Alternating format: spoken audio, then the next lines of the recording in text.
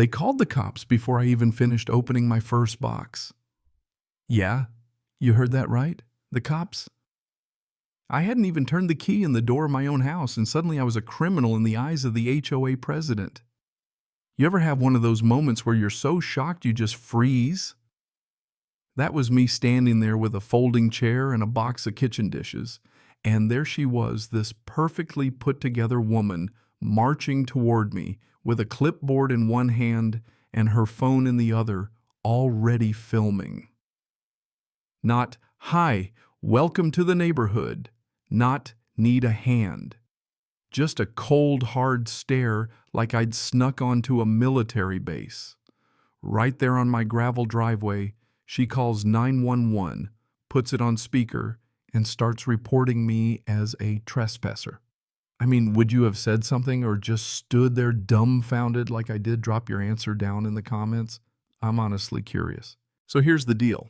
It's a Saturday morning, sunlight barely sneaking through the pines, and I'm pulling up to my new cabin with a rental truck so big it looked like I was moving in for the whole town. 38 years old, spent my adult life renting in the city, finally got the keys to a place I could call my own. You better believe I was buzzing with excitement, nerves too, but the good kind.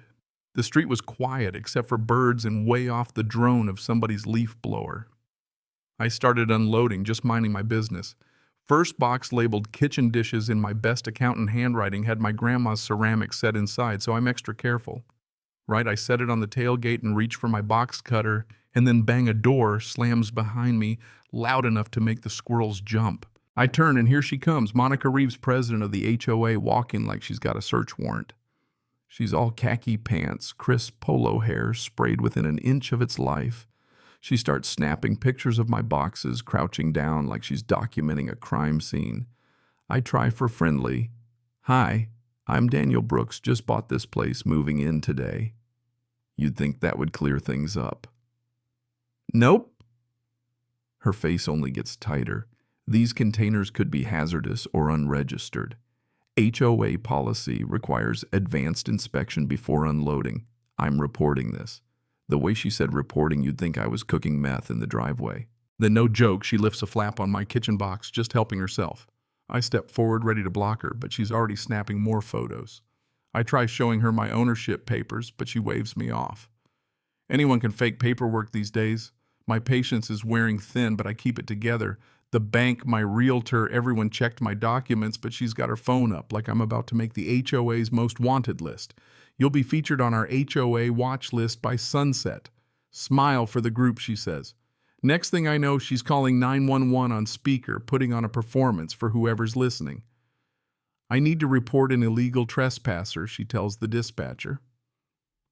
I'm not making this up. She's describing me like I'm masterminding a heist when all I'm doing is carrying a box of plates. I start wondering if maybe I missed something in the HOA fine print, some hidden clause about moving in before dawn with a ceremonial inspection.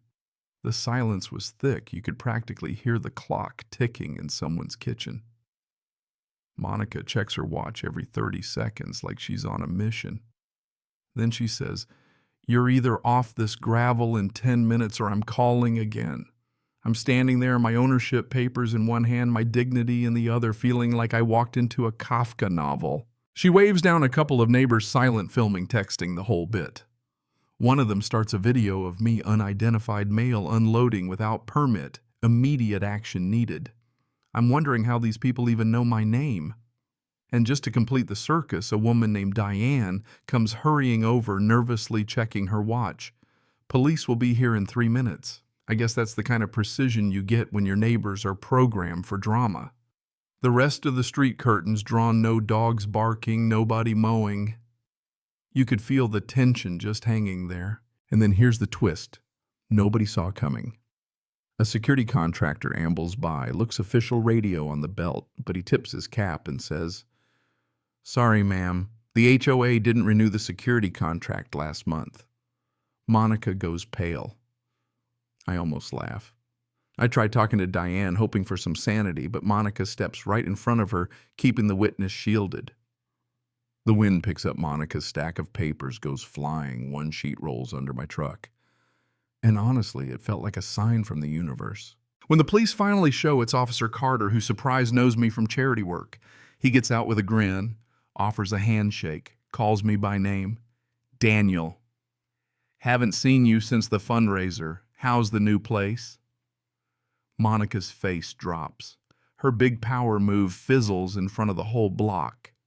Carter checks my ownership papers, nods, congratulates me, and kindly explains to Monica that 911 is for actual emergencies, not for moving day drama.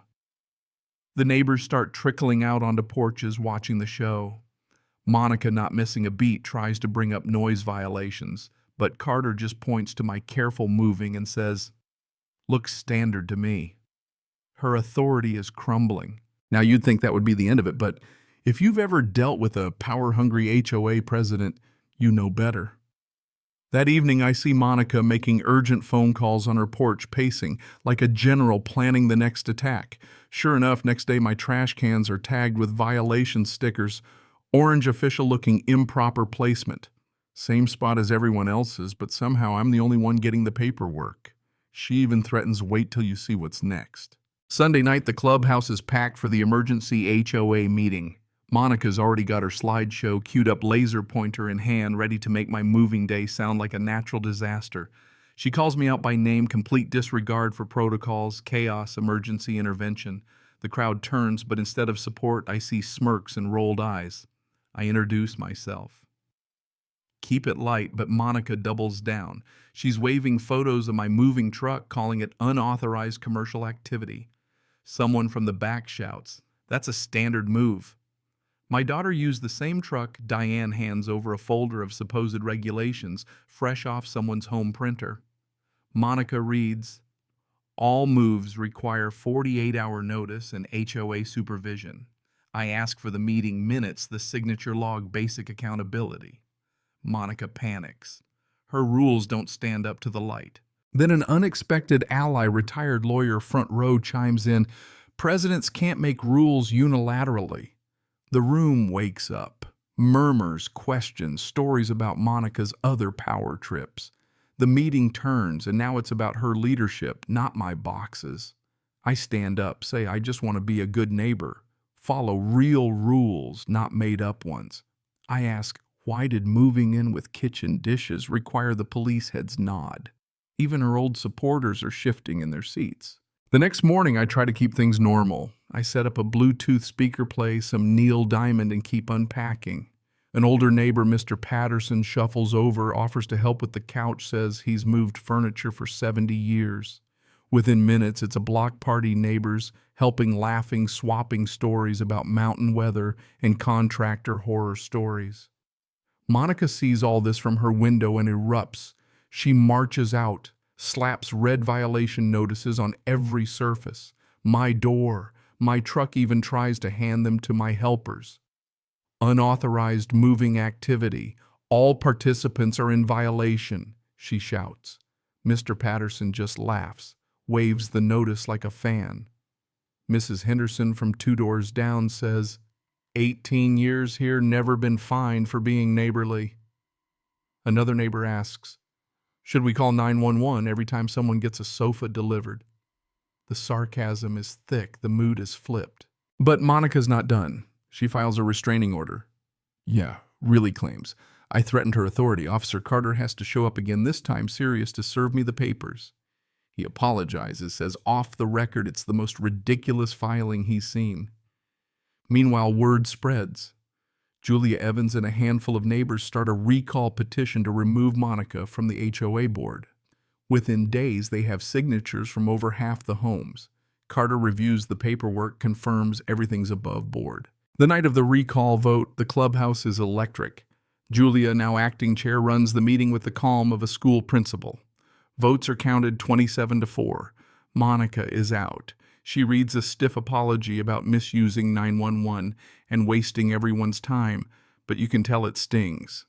The police department flags her address. Any more fake emergencies, she gets fined. Julia's first act as interim president is a new rule: 911 is for real emergencies only, not HOA drama. The neighbors breathe a sigh of relief.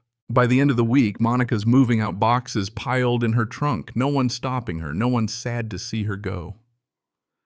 The street feels lighter, like someone finally opened a window and let the stale air out.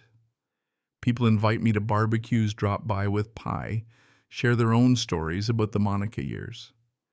The cabin is finally what I wanted, a home, not a battleground. Sometimes it takes just one person standing up, one absurd 911 call, even to break the spell. Power built on fear doesn't last, not when a community wakes up. So tell me, what would you have done in my shoes? Ever had to stare down an HOA gone rogue? Drop your stories in the comments. And if you're still here, thanks for listening. Hit that bell if you want more real-life drama, because around here, peace doesn't need permission, and the saga never really ends.